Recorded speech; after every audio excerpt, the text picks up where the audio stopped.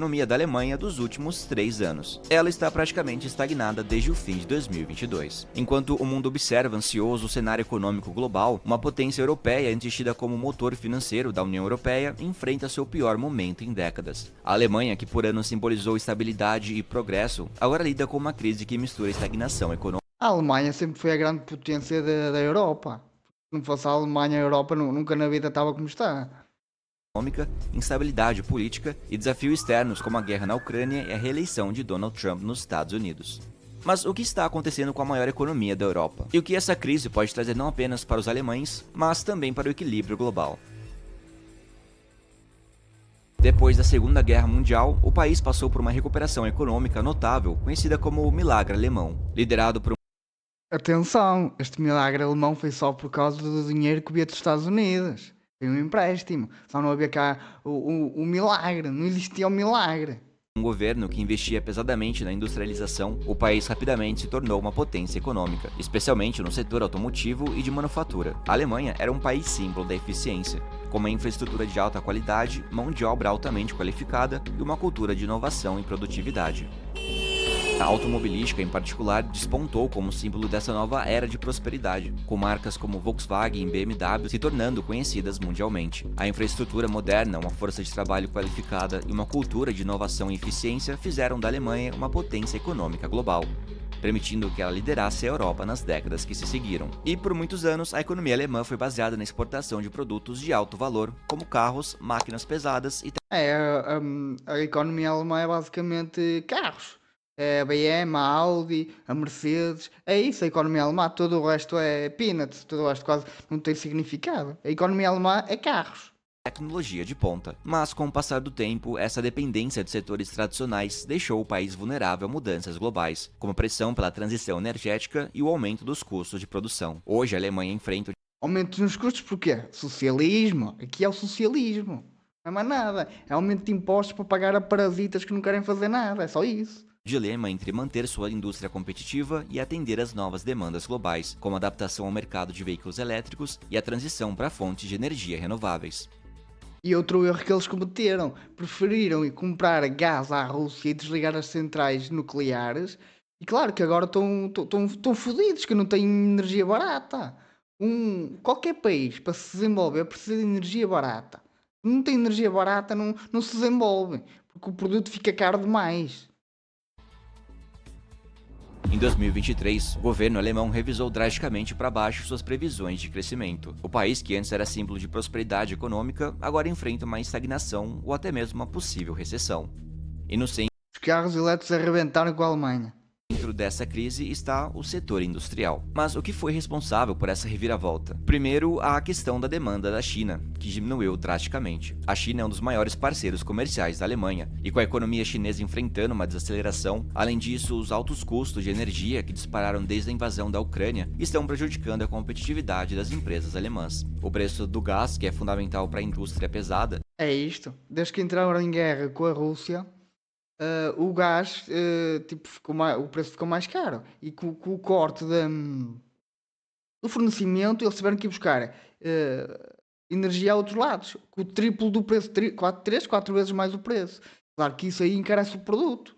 Claro que ao produto ao encarecer tem menos demanda do produto. subiu a níveis sem precedentes, e isso afeta diretamente empresas no setor de aço, Aliás, daquilo que eu sei, funciona assim. O gás é comprado pela Turquia e a Turquia vende à Europa. Ou seja, imagina que o gás custa 1€. A Turquia compra esse euro e vende a 10 euros para a Europa. Olha lá um malabarismo só para dizer que não é gás russo. É gás que vem da Turquia. Que puta de merda. Não é, vem da Turquia, mas a fonte veio da Rússia. É mesmo coisas à União Europeia. A União Europeia nestas merdas. produtos químicos e automotivo. E para piorar, a transição para os produtos de veículos elétricos trouxe desafios imensos. As montadoras alemãs como Volkswagen, Mercedes e BMW, que foram líderes na produção de carros a combustão, agora precisam competir em um mercado de veículos elétricos dominado por players como a Tesla e marcas chinesas. Mas o que está a arrebentar é as marcas chinesas, porque o preço é muito inferior aos carros europeus, muito inferior. Não é só 10.000€, é tipo metade do preço. transformação requer investimentos E gigantescos qual em é que é a solução brilhante deles? Uau, é aumento de impostos. Uau, que solução! Ninguém se tinha lembrado disso, ninguém. novas fábricas e tecnologias. E o futuro do setor automotivo alemão está ameaçado se o país não conseguir se adaptar rapidamente. O que deveria ter feito é baixar os impostos para tudo, o que fosse chinês e de outros países, e vamos ser competitivos, vamos estudar a tecnologia para ser competitivos. Não é subir impostos para ficar à sombra da bananeira, porque o que aconteceu com a Europa foi ter ficado à sombra da bananeira. Não se desenvolveram, por isso é que eles estão na merda. A crise econômica também gerou uma crise política. A coalizão de 3 partidos liderados pelo chanceler Olaf Scholz, composta pelo Partido Social Democrata, o Partido Verde e o Partido Liberal Democrático, se desfez devido a divergências sobre como enfrentar a situação. Claro, socialismo dá nisto. Isto é socialismo.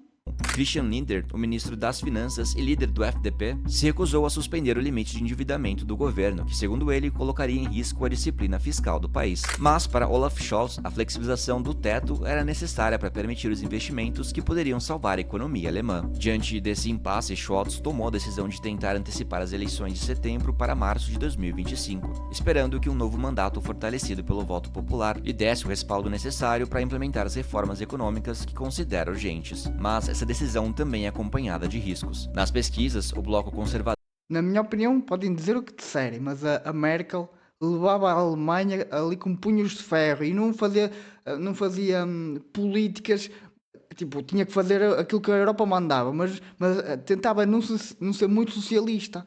O que é que o Scholz faz? É socialista. Ele é socialista, é dar subsídios a paquistaneses, a do Bangladesh, é isso que faz o Scholz. É socialismo. liderado por Friedrich Merz, aparece como favorito. Se o SPD perder, a Alemanha pode Parece que a Alemanha não aprendeu que no tempo da Primeira Guerra. Como é que é?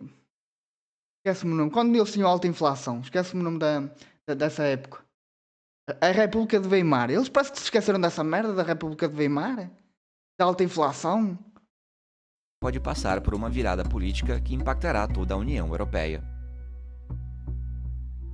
A crise alemã se agrava ainda mais quando olhamos para o cenário internacional. A reeleição de Donald Trump nos Estados Unidos causou uma onda de incertezas na política global. Trump deixou claro que pretende priorizar o America First em sua agenda, o que inclui É assim, eu não sou a favor do Trump ter metido tarifas lá nas importações, mas o Trump está a liberalizar a economia. Pelo menos a dele. Ele está a liberalizar tudo.